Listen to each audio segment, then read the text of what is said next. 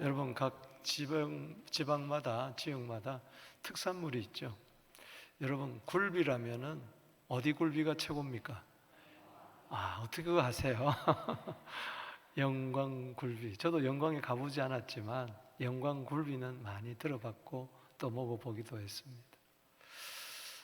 굴비 장사가, 영광 굴비 장사가 트럭에다가 굴비를 잔뜩 쌓아놓고 이 크리스마스 때 플랜카드를 내걸었어요. 하늘엔 영광, 땅에는 굴비. 그래서 잘 팔았다는 그런 이야기가 있습니다. 실제적으로 인터넷에 보니까 그 트럭이 있더라고요. 하늘엔 영광, 땅에는 굴비. 바로 누가복음 2장 14절 말씀이죠. 지극히 높은 곳에서는 하나님께 영광이요, 다 같이 땅에서는 기뻐하는 사람들 중에 평화로다. 아멘. 올 한 해 하나님께 영광을 돌렸습니다. 올 한 해 기쁨 가운데 샬롬으로 여기까지 오셨습니다. 승리케 하신, 또 메리 크리스마스를 우리에게 선물로 주신 하나님께 영광의 박수 돌리겠습니다. 할렐루야. 감사합니다. 여러분의 고향은 어디입니까? 저는 하양입니다. 하양. 원래 원적은 경북 의성군 의성읍 상리동 564번지인데 내가 태어난 곳은 하양이에요. 출생지는 하양. 그리고 어느 방에서 태어났느냐? 병원이 아니고 저는 사택에서, 방에서 태어났어요. 2월 달에 추울 때. 제가 고등학교 때 한번 가봤어요. 내가 하양을 가보고, 그리고 내가 태어난 방에 직접 한번 들어가 봤습니다. 그래서 근래 한번 다시 가보려고 하니까는 재개발이 되어서 싹 없어졌대요. 여러분은 어디서 태어나셨습니까? 여러분들의 고향은 어디입니까? 출생지가 어디입니까? 여러분, 하나님의 아들이 이 세상에 오셨어요. 사람의 몸을 입고 오셨기 때문에, 성령으로 마리아의 몸을 통해서 오셨기 때문에 그 출생지가 있어요. 그것이 바로 어디입니까? 베들레헴이고, 베들레헴이 집들이 한두 곳이겠습니까? 그런데 예수님은 그 베들레헴 한 곳, 아주 고즈넉한 곳에, 그 축사에 태어나시고 마구간에 또 구유에 누웠어요. 사진을 이렇게 보면은 베들레헴에, 그리고 구유에 이렇게 있습니다. 베들레헴에 태어나시고 구유에 누우신 아기 예수. 감동이 되잖아요. 저 구유는 바로 어느 사진이냐? 요 강단 위에 구유입니다. 강단 위에. 제가 저걸 보면서 이번 크리스마스 장식이 너무 예쁘고 아름답고 그렇지만 또 구유를 보니까 더 큰 은혜가 돼요. 저 스토리가 있어요. 길에서 하나를 이렇게 지나가는데 아기가 그걸 봐가지고 줄 주워다가 이렇게 잘 꾸며서 이렇게 만들었어요. 너무 감사해요. 여러분, 예수님은 베들레헴의 한 축사, 짐승의 우리, 거기서 태어나시고 구유에 누우셨어요. 오늘 그 장면이 오늘 누가복음 2장 1절에서 7절에 잘 나와 있습니다. 먼저 그 배경을 보겠습니다. 이 베들레헴에 태어나신 것. 1절에 보니까 그때 가이사 아구스도, 이 가이사라는 것은 황제란 말이죠. 카이저. 여기 아구스도는 옥타비니우스를 이야기합니다. 그가 이제 권력을 잡고 명령을 내립니다. 천하를 다 호적하라. 따라합시다. 다 호적하라. 그래서 이 호적은 고려뇨가 수레아 총독이 되었을 때에 한 것이니라. 역사적으로 기록이 되어 있습니다. 실제라는 것이죠. 그래서 모든 사람이 호적하러 각각 고향으로 돌아갑니다. 그래서 고향에 돌아가서 자기가 살았던, 태어났던, 지냈던 그곳에 가서, 요즘 말로 하면은 주민등록을 하라는 것이죠.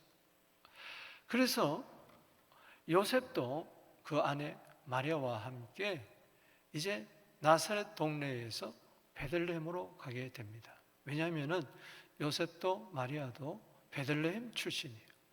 지금은 어디서 살고 있느냐? 나사렛 동네에서 살고 있어요. 우리 4절 한번 읽어보겠습니다. 4절 시작.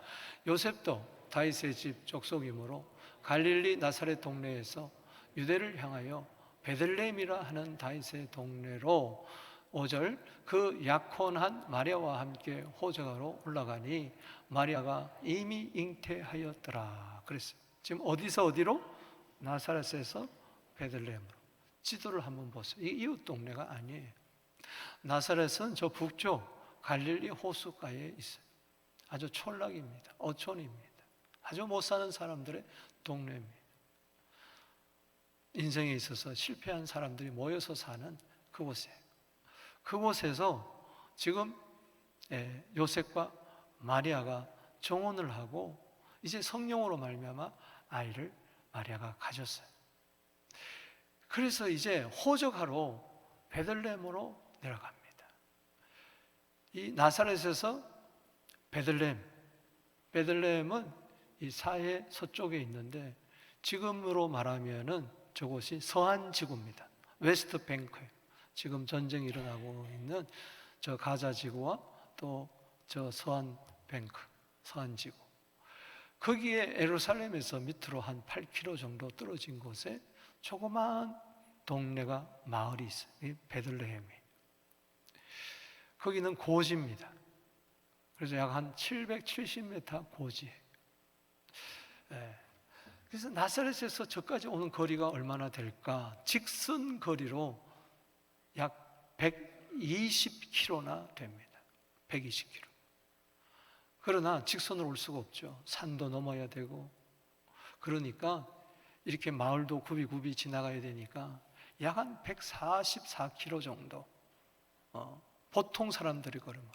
그러나 지금 마리아는 아기를 잉태해서 만삭의 몸이기 때문에 아마 140km라도 거의 170km 정도의 거리를 걸어야 되지 않는가. 여러분, 여기 미시사가에서 저 런던까지가 약 180km 정도 됩니다. 그 정도 생각하면 될 거예요. 그보다 약간 못 미쳐. 키치너까지는 한 80km 정도 되는데 그 먼 거리를 지금 호적하러 베들레헴에 오는 겁니다. 여기에 깊은 영적인 교훈이 있고 후속사적인 의미가 있다는 거예요. 여러분, 미가서 5장 2절에 보면은 이런 말씀이 있습니다. 미가서 5장 2절을 한번 읽어보겠습니다. 시작. 베들레헴 에브라다야, 너는 유다 족속 중에 작을지라도 이스라엘을 다스릴 자가 내게서 내게로 나올 것이라. 그의 근본은 상고의 영원에 있느니라. 아멘. 자, 보세요. 세상 역사는 돌아가고 있어요.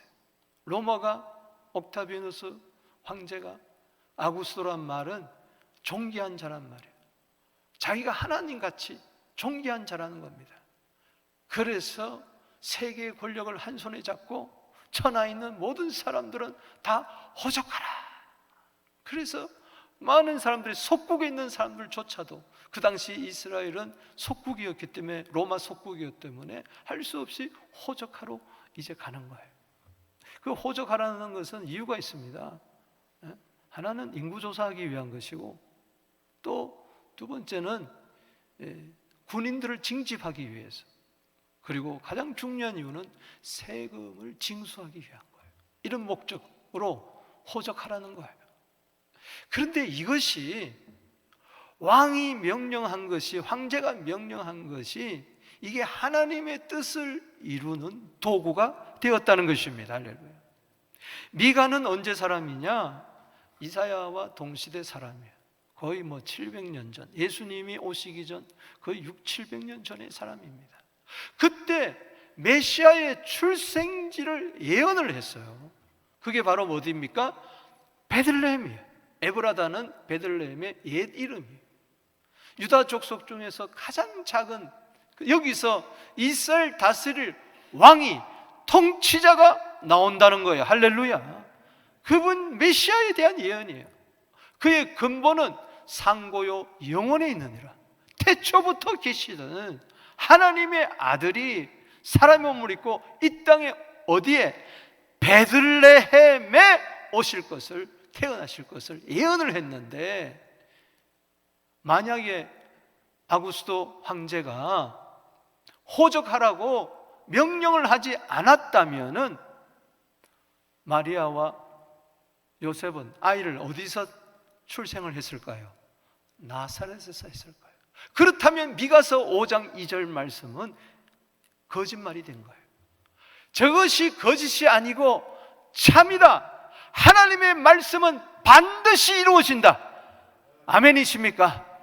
마태복음 24장 35절에 천지는 없어져도 하나님의 말씀은 이루어진다. 여러분, 마리아가 나는 사내를 알지 못하는데 어찌 이런 일이 있을 수 있습니까? 내가 어찌 감히 성령으로 말미암아 하나님의 아들을 출생시킬 수가 있습니까? 할 때에 누가복음 1장 37절에 보면은 대저 하나님의 말씀은 능치 못함이 없느니라. 그럴 때 나는 주의 계집종이오니 주의 말씀대로 내게 이루어지리라. 예수님은 성경대로 베들레헴에서 태어나셨습니다. 이것을 바라보면서 이 성경 66권은 반드시 성취되시는 하나님의 말씀이구나. 그래서 여러분, 이 세상에서 믿을 것은 성경밖에 없는 것입니다. 이사야 55장 11절 말씀에 하나님의 입에서 나오는 말씀은 반드시 이루어질 줄로 믿습니다. 헛되이 될 수가 없는 것입니다. 하나님은 거짓말 하시는 분이 아닙니다. 시건치 않은 분이 아닙니다. 700년 전에 약속하신 대로 이루어졌어요. 이사야 7장 14절에도 처녀가 잉태하여 아들 낳으리니 그 이름을 임마누엘이라 하리라. 그대로 된 줄로 믿습니다. 여러분, 말씀을 붙드세요. 아멘. 여러분, 베들레헴에서 태어난 이유가 있어요. 그것은 다윗의 동네입니다. 다윗의 동네. 다윗은 아버지 이새가 베들레헴에서 살았어요. 그리고 그는 베들레헴에서 잔뼈가 굵으면서 들판에서 양치기를 했어요. 베들레헴 양치기 소년이 누구냐? 바로 다윗입니다. 다윗이란 말은 하나님께 사랑받는 자라는 뜻입니다. 그런데 하나님께서 이스라엘 백성들의 요구로 말미암아 사울 왕을 세웠는데 폐위가 당했어요. 하나님의 그래서 새로운 왕을 세우기로 작정을 하시면서 마음 아파하는 사무엘에게 베들레헴으로 가라. 베들레헴으로 가면은 이새라는 사람이 있을 것이다.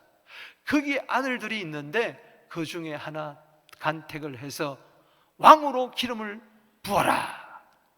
이 사무엘은 사무엘상 16장 1절에 선지자는 이 약속의 말씀을 받고 명령을 받고 베들레헴에 가서 이새 집에 갑니다. 그리고 아들들을 오게 합니다. 첫째에서 둘째, 셋째, 일곱째까지 다 지나가는데 기름을 부으려고 하면 하나님이 하지 마라. 나는 용모와 신장을 보지 아니한다. 나는 중심을 본다. 일곱째 아들까지 지나갔는데 왕으로 기름 받을 아들이 없는 거예요. 그래서 이새에게 이야기했습니다. 여기 아들이 또 있습니까? 예, 하나 있기는 있는데 여덟째가 있는데 뭐 별로입니다. 지금 베들레헴 들판에서 양을 치고 있습니다. 데려와라. 딱 보는 순간에 하나님의 마음에 감동이 됐어요. 다윗에게 기름을 부어라. 아멘. 그래서 기름을 붓습니다. 그런데 기름을 붓고 나서 아무도 몰랐어요. 이 어린 소년이 왕이라는 걸 몰랐어요. 그런데 16장 18절에 보면은 갑자기 이 다윗이 등장하게 됩니다. 역사의 무대에 나오고 있어요. 사울 왕이 귀신이 들려가지고 악령이 들려가지고 헷갈리는 거예요. 엄한 짓 하는 거예요. 그럴 때 신하들이 여기 신령한 아이가 있습니다. 베들레헴에 다윗이라는 목동이 있는데 그가 수금을 타면은 귀신들이 떠나갑니다. 여러분들이 사무엘상 16장 18절에서 23절에 보면은 이 사건이 나옵니다. 그래서 다윗이 수금을 타니까 귀신들이 떠나간 거예요. 할렐루야. 사울에게 덮였던 귀신들이 떠나간 거예요. 이거는 굉장히 중요한 의미가 있습니다. 다윗은 앞으로 왕으로 오실 예수 그리스도의 표상입니다. 할렐루야. 특별히 첫 역사의 무대에 등장하며 기름 부음을 받고 나서 왕의 기름 부음을 받고 왕권이 그에게 나타나면서 킹덤의 사람으로서, 하나님 나라의 사람으로서 귀신을 쫓아낸 거예요. 할렐루야. 이게 첫 번째 사역이에요. 그래서 메시아가 오면은 스가랴 13장 2절에 우상을 제거하고 거짓 선자를 몰아내고, 따라합시다, 귀신을 쫓아내리라. 그래서 다윗의 후손으로 오신 베들레헴에 살았던 이 다윗이 마태복음 1장 1절에 아브라함과 다윗 자손 예수 그리스도의 세계라. 아멘. 그래서 오셔서 수많은 귀신을 쫓아낸 거예요. 그것은 주님이 예비한 베들레헴에서 태어날 다윗의 후손으로 오실 것을 예언한 겁니다. 그래서 요한복음 7장 우리 42절을 한번 보겠습니다. 시작. 성경에 이르기를 그리스도는 다윗의 씨로 다윗이 살던 마을 베들레헴에서 나오려 하지 않았느냐. 아멘. 예수님이 수백 킬로를 어머님이 안고 그 태중에 안고 와서 베들레헴에서 태어나고, 그리고 다시 그 아이를 안고 다시 나사렛으로 또 백수십 킬로를 해서 간 거예요. 그래서 30년 동안 나사렛에서 살았어요. 예수님이 나사렛 출신이라고 하니까 에이 거기서 무슨 메시아가 나겠느냐, 사람들이 믿지를 않았어요. 그러면 사는 말이, 성경에 약속하지 않았느냐, 그리스도는 다윗의 씨로 다윗에 살던 마을 어디서 나오리라? 베들레헴에서 나오리라. 그래서 예수님은 다윗의 약속의 씨로서, 이새의 줄기로서 이사야 11장 1절 이하에 나오는 그 메시아로서 베들레헴에서 태어나신 것입니다. 할렐루야. 메시아의 언약, 다윗을 통해서 등불을 주시겠다고 하신 그 언약, 사무엘하 7장의 그 언약은 반드시 이루어진 줄로 믿습니다. 그래서 그냥 베들레헴에 태어난 게 아니라 하나님의 예언의 말씀대로, 약속대로 예수님은 베들레헴에 태어났구나. 그래서 우리는 하나님의 약속은 신실하게 이루어진다 깨닫는 이 성탄절이 되기를 주 이름으로 축복합니다. 특별히 예수님께서 베들레헴에서 태어난 이유는 그 베들레헴의 이름에 의미가 있습니다. 여러분, 벳엘 그러면은 벳은 집이에요.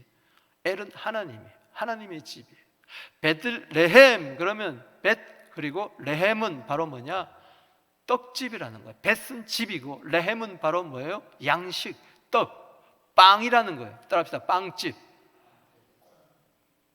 여기에 중요한 의미가 있습니다. 예수님은 이 땅에 생명의 떡으로, 생명의 빵으로 오셨다는 겁니다. 지금부터 30년 전에 요한복음 6장 35절 말씀을 독일 그 교회 빨간 카페트에서 자부동을 깔아놓고, 하나님 카나다에서 오라는데 저는 가야 됩니까 말아야 됩니까? 저는 가기 싫습니다. 울면서 기도할 때 그때 받은 말씀이 요한복음 6장 35절이, 나는 생명의 떡이니 내게 오는 자는 결코 줄이지 아니하고 나를 믿는 자는 영원히 목마르지 아니하리라. 이 생명의 떡을 서부교회 가서 성도들에게 나누어 주어라. 그래서 저 요한복음 6장 35절 말씀 때문에 보따리 4개 들고 아이 2아이 들고 온 겁니다. 이게 30년이 지났어요. 여러분, 예수님은 생명의 떡이십니다. 할렐루야. 그래서 교회를 빵집으로 삼고자, 떡집으로 삼고자 우리 교회 성전 이름이 바로 뭐예요? 베들레헴이에요. 오늘 여러분 생명의 떡을 먹고 가시게 되기를 주 이름으로 축원합니다. 이 생명의 떡을 세상 사람들에게 나누어 주게 되기를 바랍니다. 교회는 베들레헴이 되어야 됩니다. 교회는 베들레헴의 집이 되어야 됩니다.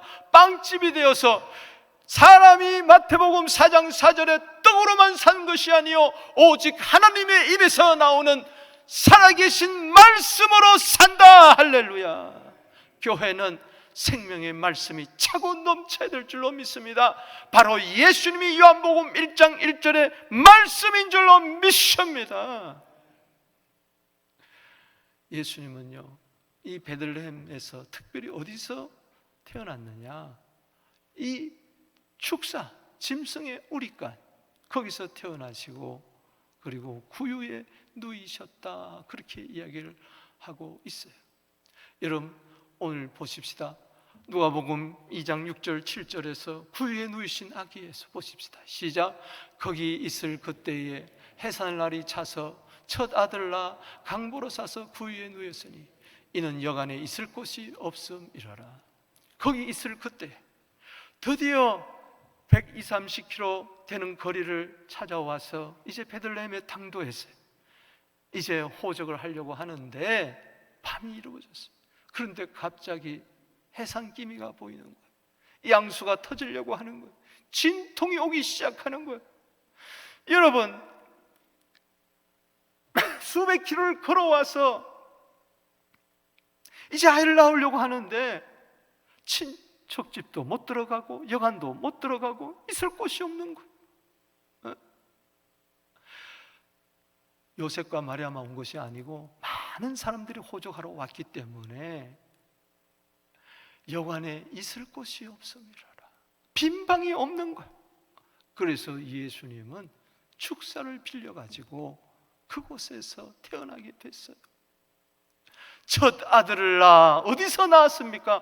구유가 있는 곳에서 낳았다는 거예요. 여관에서 낳아가지고 구유로 옮긴 게 아니고 축사에서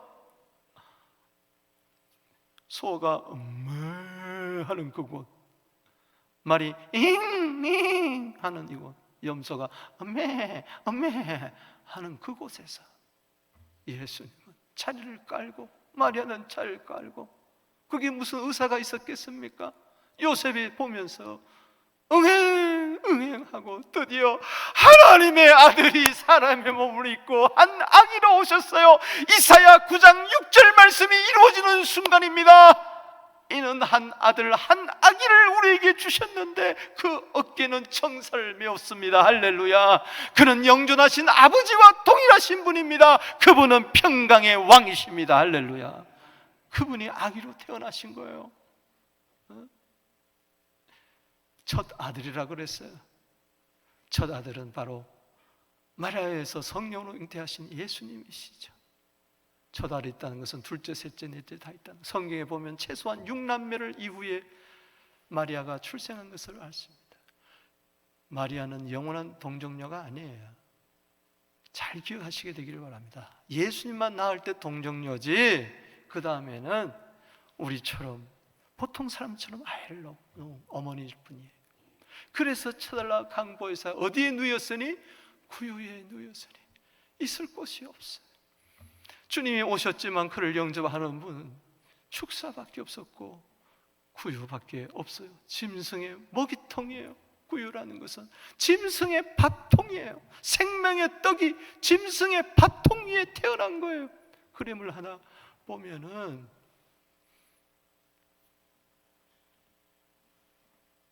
저 그림을 보면서 저는 그러나 저기 위에 별이 하나 있죠.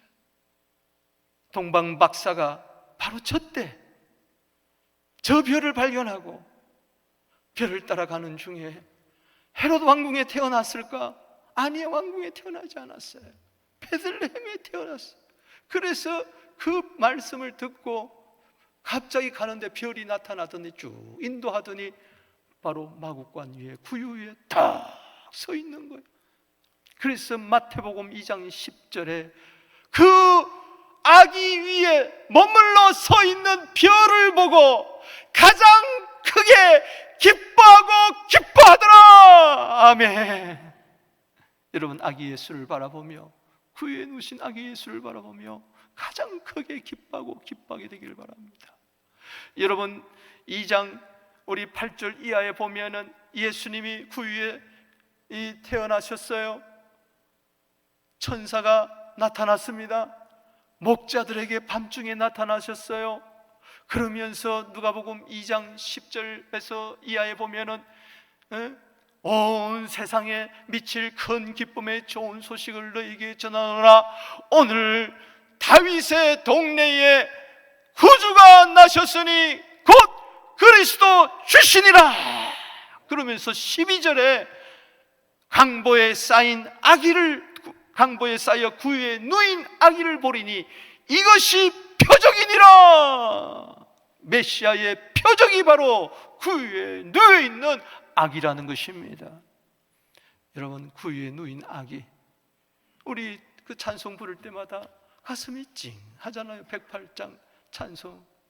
그 어린 주 예수 눌 자리 없어. 그 귀하신 몸이 구유에 있네. 다시 한번 그 어린 주 예수, 그 어린 주 예수 눌 자리 머리 들 곳이 없어. 그 귀하신 몸이 구유에 있네. 저 하늘 별들이 반짝이는데 어린 주 예수 꼴 위에 자네. 어디에 잔다고요? 꼴은 어디 있습니까? 구유 위에 있는 거예요. 짐승의 밥통 위에 꼴이 있어요. 그 꼴, 지푸라기 같은 거, 그것을 먹는 거죠. 그 위에 뉘어져 있다는 거. 여기에 깊은 뜻이 있습니다. 이것은 근본 하나님과 동등하신 그분이 낮아지시고 우리에게 찾아오셔서 친구가 되어주셨다는 거예요. 아멘이십니까? 이 크리스마스에 구유까지 내려오신 낮아지신 예수의 마음을, 겸손한 마음을 품게 되기를 바랍니다. 빌립보서 2장 5절 이하에 보면은 너희 안에 이 마음을 품으라. 곧 그리스도 예수의 마음이니 그는 근본 하나님의 본체시나 하나님과 동등됨을 취할 것으로 여기지 아니하고 오히려 자기를 비어서 종의 형체를 가지고 사람들과 같이 되었고 사람의 모양으로 나타나사 자기를 낮추시고 죽기까지 복종하셨으니 곧 십자가에 죽으심이라. 사람의 모양이 뭡니까? 사람이 도대체 누굽니까? 우리 흔히 이야기하잖아요. 짐승보다도 못한 인간이라, 개보다도 돼지보다도 못한 인간이라고 이야기를 하잖아요. 인면수심이라 그러잖아요. 얼굴은 사람인데 속은 짐승이라는 거예요. 야수라고 그러잖아요. 왜 사람을 짐승으로 표현했습니까? 죄인이기 때문에 그런 거예요. 죄인을 위해서 오신 것을 구유에 누이신 아기를 통해서 우리는 깨닫게 되기를 바랍니다. 저렇게 낮아지신 이유가 있어요. 우리에게 맞추어 주시기 위해서, 우리와 함께 하시기 위해서 오셨어요. 아멘이십니까? 그래서 이사야서 1장 3절에서 4절에 보면은 소는 그 임자를 알고 나귀는 그 주인의 구유를 알건만은 이스라엘은 알지 못하고 나의 백성은 깨닫지 못하는도다. 무슨 이야기예요? 소보다도 나귀보다도 못하다는 거예요. 소나 나귀와 짐승은 주인의 구유를 알건만은 이스라엘 백성들은 알지 못해, 깨닫지 못한다. 짐승보다 못한 인간을, 죄인들을, 이스라엘 백성들을 4절은 이렇게 이야기하고 있습니다. 읽어보겠습니다. 시작. 슬프다 범죄한 나라요, 허물진 백성이요, 행악의 종자요, 행위가 부패한 자식이로다. 그들이 여호와를 버리며 이스라엘 거룩하신 이를 만물이 여겨 멀리 물러갔도다. 하나님의 품을 떠나. 이게 죄인이. 죄는 뭐냐? 하나님을 떠나 있는 거예요. 돼지우리간에 있는 누가복음 15장 16절에 그 둘째 아들, 돼지가 주는 지업 열매도 먹지 못한다는 이 이야기는 돼지보다도 못한 인생이 됐다는 거예요. 하나님을 떠난 인생이 이와 같다는 거예요. 그러나 예수님은 돼지우리간에 찾아온 거예요. 아멘이십니까? 이게 은혜라는 거예요. 이게 은혜라는 거예요. 이게 은혜라는 거예요. 왜 구유에 누였을까? 시편 49편 20절 말씀에 읽어보겠습니다. 시작. 존귀하나 깨닫지 못하는 사람은 멸망하는 짐승과 같다. 멸망하는 짐승을 살리기 위해서, 하나님의 자녀로 만들기 위해서, 성도로 만들기 위해서, 왕같은 제사장으로 만들기 위해서, 택하신 족속으로 만들기 위해서, 이 베드로전서 2장 9절을 이루기 위해서 멸망하는 짐승을 살리려고 그들의 먹이가 되기 위해서 구유에 누이신 겁니다. 짐승이 되신 거예요. 사람이 되셨다는 것은 로마서 8장 3절에 하나님께서는 그 아들을 육신의 모양으로 나게 하시고 그 몸에다가 죄를 정했다고 이야기를 했어요. 육신의 모양이 바로 뭡니까? 죄는 없었지만 죄 있는 육신의 모양으로 오셔서 우리 죄를 뒤집어 쓰고 짐승의 모든 더러운 추악한 죄를 다 뒤집어 쓰고 예수님은 먹이가 되어 주셨어요. 아멘. 그러게 하여 친구가 되어 주셨어요. 왜? 짐승이니까. 우리가 짐승이니까 짐승같이. 그래서 세상 죄를 지고 가는 요한복음 1장 29절에 양이 돼가지고 오신 겁니다. 아멘. 누가복음 7장 34절 말씀, 요한복음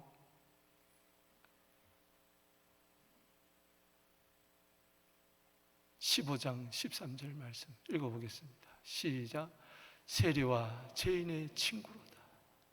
사람이 친구를 위하여 자기 목숨을 버리면 이보다 더 큰 사랑이 없나니.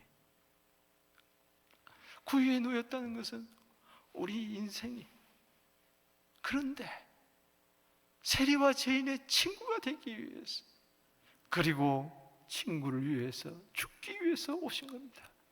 그 친구가 어떤 친구예요? 더러운 친구, 배반하는 친구, 생각하는 것이 죄고 입이 벌리는 것이 죄고 하나님을 떠나서 지 잘난 맛에 사는 지옥 가야 할 그 친구를 친구로 삼아주시고 친구를 살리기 위해서 목숨을 버리신 사랑의 주님이신 줄로 믿습니다. 이 같은 친구가 어디 있어요, 이 세상에. 그래서 요한복음 6장 53절에서 55절에 보면 예수님이 말씀합니다. 내가 진실로 너희에게로 온다. 인자의 살을 먹지 아니하고 인자의 피를 마시지 않으면 너희 속에 생명이 없느니라. 내 살을 먹고 내 피를 마시는 자는 영생을 가졌고 마지막 날에 그를 내가 다시 살리리라. 따라합시다. 내 살은 참된 양식이요 내 피는 참된 음료로다. 그래서 짐승의 먹이통에, 짐승의 밥통이 태어나서 짐승 같은 자들에게 살을 찢어주시면서 떼어주시면서 피를 흘리시면서 마태복음 26장 26절에서 28절에 떡을 떼시면서 받아 먹으라, 잔을 부어주시면서 받아 마셔라. 따라합시다. 받아 먹으라, 받아 마셔라. 짐승 같은 자들이 예수의 살과 피를 먹고 마시게 될 때 영생을 얻게 되고 하나님의 자녀가 되는 줄로 믿습니다. 구유에 누이신 아기 예수의 은혜인 것입니다. 우리도요, 주님이 저렇게 나의 친구가 되어서 날 위해 죽으셨기 때문에 우리도 이 세상에 가서 헐벗은 사람, 주님을 알지 못하는 사람, 형편없는 사람들, 짐승보다 더 못한 죄인의 괴수들에게 가서 그들에게 친구가 되어 주시기 바랍니다. 주님의 사랑을 전해주시게 되기를, 섬기게 되기를 주 이름으로 축복합니다. 말씀을 맺습니다. 정리를 해보겠습니다.